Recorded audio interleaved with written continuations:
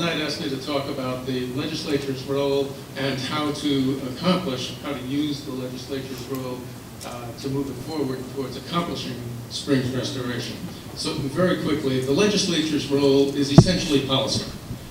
They pass statutes, they pass laws in order to set that policy, and then in order to implement the policy, they authorize regulation, giving the executive agencies the ability to do things. They appropriate funding, which is tremendously important. If there aren't dollars, it doesn't happen. And they have oversight of those state agencies to make sure that they're doing what they're supposed to be doing. Is the problem that there's not enough information? No. The legislature, the executive branch, the water management districts are aware of the problem. The issues that brought us here aren't secrets. This chart is a sampling of some of the springs that are in both the Florida Springs Task Force report from 2000 and the most recent integrated water quality analysis for 2016. These are some of the springs that match up, and the first column of figures to the right of the names of the springs deals with the nitrate level in 2000 or in 2000 report, and then the next column are the nitrate levels that are in the 2016 IWQA. The third column is the percent, how much it has either improved or decreased. So Lafayette Blue is at 220%. That means it's increased by more than half the amount of, more than 100%, the amount of nitrate in Lafayette Blue. And then the last column takes the current nitrate level and divides it by the DEP maximum of 0.35 milligrams per liter. So Lafayette Blue has 8.9 times as much nitrate as should be in the water. Jackson Blue has over 10 times as much nitrate. Now, it's not all bleak. The red springs are doing worse. The ones that are in green are doing better. So Volusia Blue is down to 0.8, so it is below the 0.35. And Ocala is approaching it. It's at 0.42, so it's close. So that's good. So the problem is not inadequate information. The problem is that government is a political process. There are lots of competing interests, all seeking to advance their position. And some of them are not people that we necessarily disagree with. Education, healthcare, those are important functions of government, and they take up the lion's share of the budget.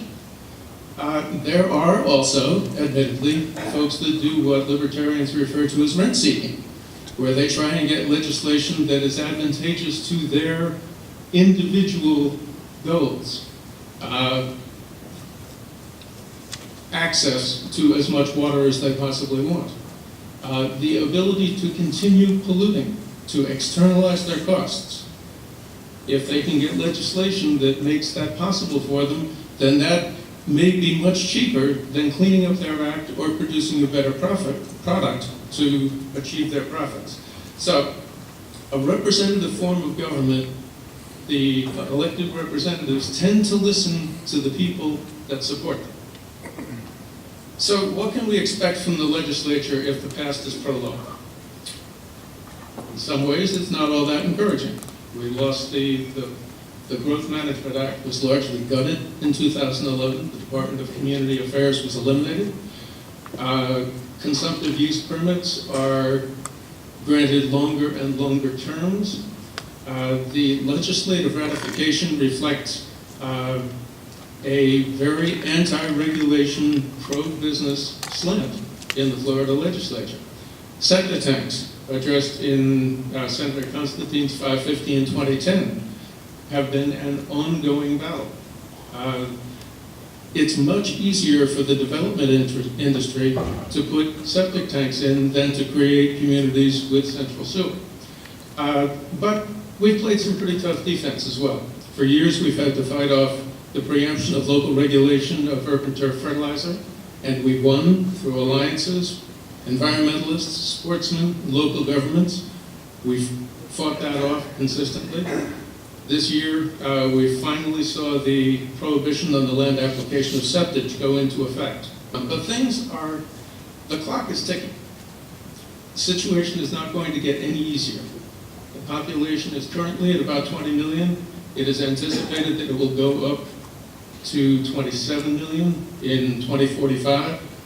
That's going to be more stress on the resource, more pollution, more impermeable surfaces, more externalized costs, and competition for funding. We can see that that's not good policy, but not everyone sees it from that angle.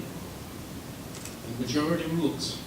So this is the gist of what I wanted to bring to you.